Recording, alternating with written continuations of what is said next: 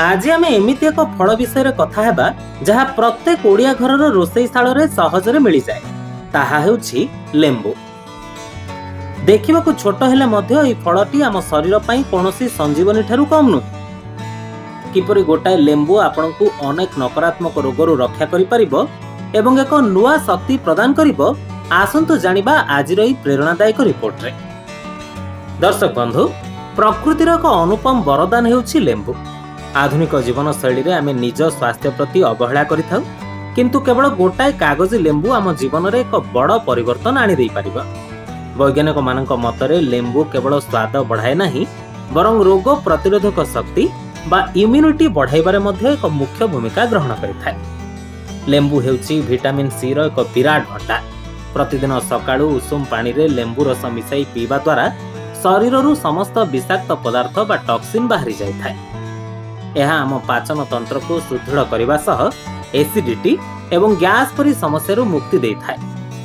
आपण जानि आश्चर्य हेबे जे गोटाए मध्यम आकार लेंबू आम दैनंदिन विटामिन सी आवश्यकतार प्राय 51% पूर्ण करिथाए, जहाँ शरीर को संक्रमणरू रक्षा करिथाए।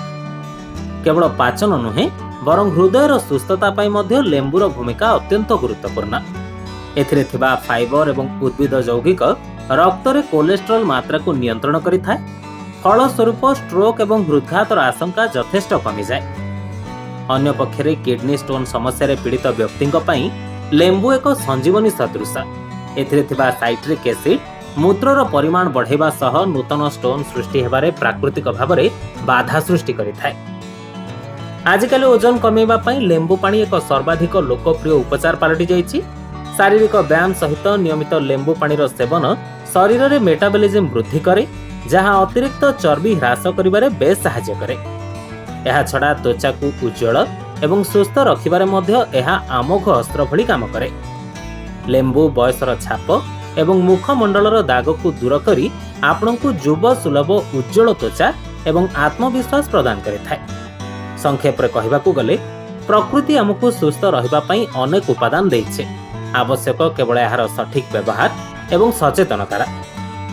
आज ही आपनक दैनंदिन खाद्यपेय रे एई चमत्कारी फल लेंबू को शामिल करंतु एवं एक सुस्थ तथा निरोग जीवन यापन दिगरे आगे जांतु।